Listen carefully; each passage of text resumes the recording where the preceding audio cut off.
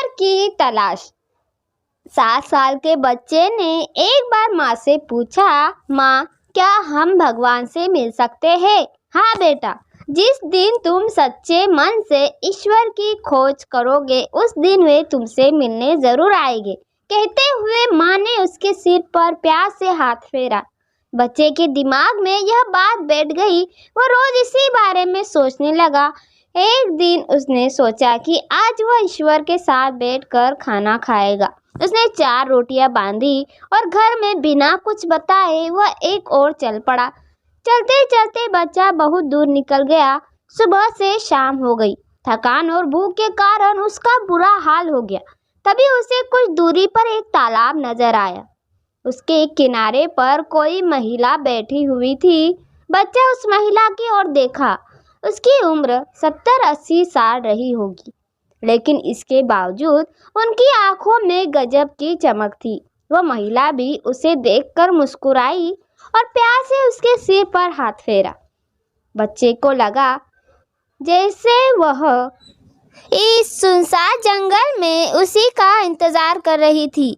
बच्चा वहीं पर बैठ गया। तभी उसे अपनी भूख का एहसास हुआ।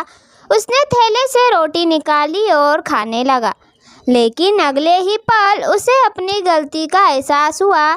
उसने एक रोटी बुजुर्ग महिला की ओर बढ़ाई और मुस्कुराकर बोला, माई, रोटी खाओगी? यह देखकर महिला के झुर्रियों वाले चेहरे पे अजीब सी खुशी आ गई और आंखों से खुशी के आंसू बहने लगे। यह देखकर बच्चा बोला, तुम क्यों रो रही हो माई? क्या तुम्हारा कोई सामान खो गया है? नहीं बेटा, ये तो खुशी के आंसू है। महिला ने बच्चे के सिर पर हाथ फेरा। आज मेरी हर इच्छा पूरी हो गई। यह सुनकर बच्चा मुस्कुरा दिया।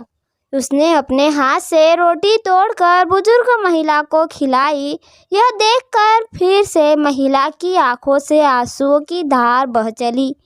उसने भी अपने हाथ से बच्चे को रोटी खिलाई और उसे दुलार किया। रोटी खाने के बाद बच्चे को अपनी माँ की याद आई। उसे लगा कि घर पर माँ परेशान हो रही होगी, इसलिए उसने उस बुजुर्ग महिला से इजाज़त ली और अपने घर वापस लौट पड़ा। बच्चा जब अपने घर पहुँचा तो माँ दरवाजे पर ही मिल गई। उसने बच्चे को अपनी गोद में उठा लिया और उसे जोर जोर से चूमने लगी। यह देखकर बच्चा बोला, माँ, आज मैं भगवान से मिला। मैंने उनके साथ बैठकर रोटी खाई। मैं बहुत खुश हूँ माँ।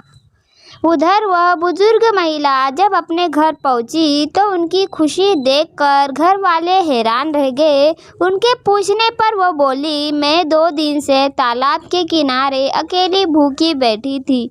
मुझे विश्वास था कि भगवान आएंगे और मुझे अपने हाथों से खाना खिलाएंगे। आज सचमुच भगवान ने मुझे दर्शन दिए और अपने हाथों से रोटी खिलाई। इस कहानी में उस बच्चे और बुजुर्ग महिला दोनों को ईश्वर की तलाश थी। ईश्वर कहीं नहीं था, उनके दिलों में था। इसीलिए उन्होंने उसका रूप किसी दूसरे व्यक्ति में खोज लिया। तो स्वयं ईश्वर की तलाश में निकला था।